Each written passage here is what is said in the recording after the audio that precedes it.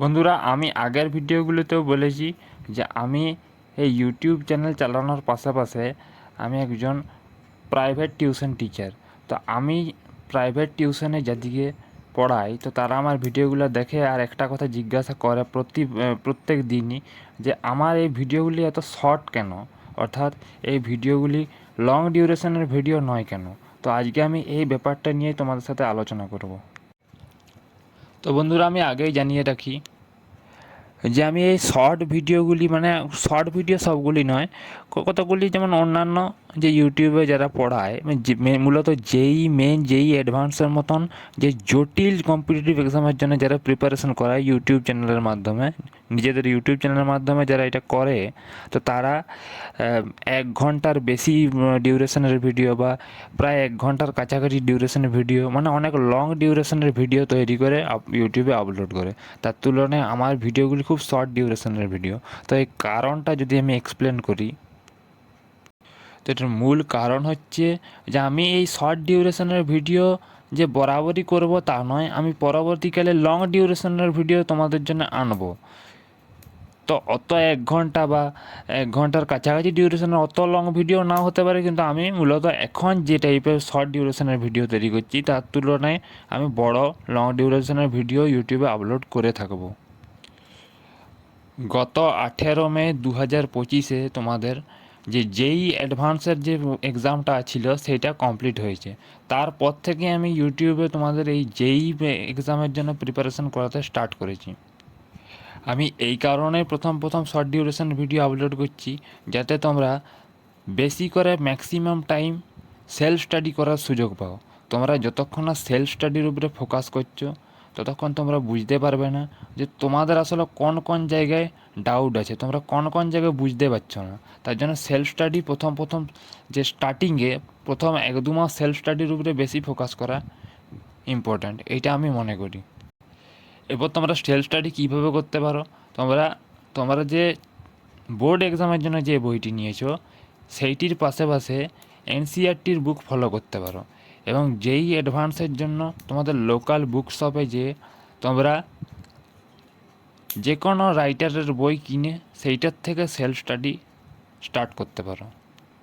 এবার ম্যাথামেটিক্সের ক্ষেত্রে বলে রাখি, ম্যাথামেটিক্সের ক্ষেত্রে ম্যাথামেটিক্যাল থিওরিগুলি একদম ফুললি এক্সপ্লেন করা থাকে তোমাদের যে কোনো বইয়ে।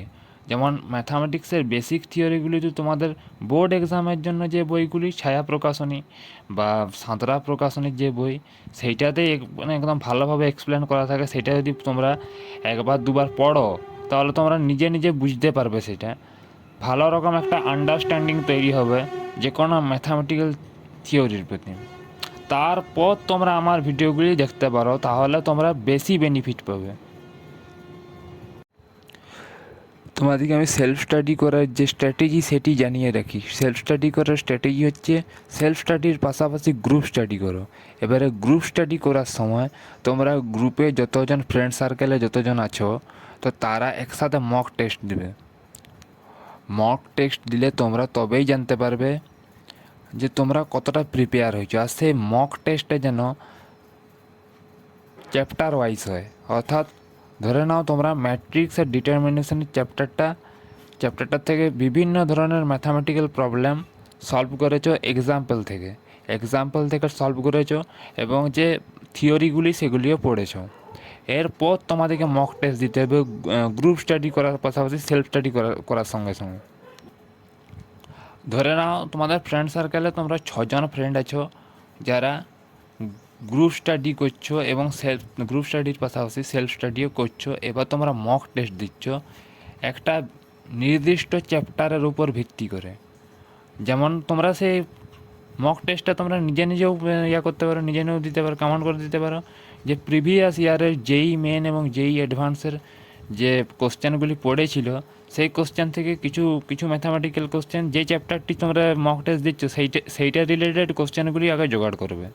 তারপর তোমরা যে বুকটি যেই মেন বা যেই অ্যাডভান্সের জন্য কিনেছো, সেইটার থেকে কিছু কোশ্চেন সেই চ্যাপ্টার থেকে কালেক্ট করবে। তারপর একটা কোশ্চেন পেপার রেডি করবে, তারপর সেইটার থেকে টেস্ট দেবে। এবারে যে যে ম্যাথামেটিক্যাল প্রবলেমগুলি তোমরা সলভ করতে পারো নি, সেগুলি এবারে ইউটিউব ভিডিও থেকে সেই রিলেটেড যে তোমাদের ডাউট আছে সেইটা এবারে ক্লিয়ার করার চেষ্টা করবে। এইভাবে তোমরা যদি স্টাডি করে থাকো তাহলে তোমাদের একটা চান্স থেকে থাকে জেই মেইন এবং জেই অ্যাডভান্স যে এক্সামটা সেটা ক্লিয়ার করে একটা ভালো র্যাঙ্ক করার।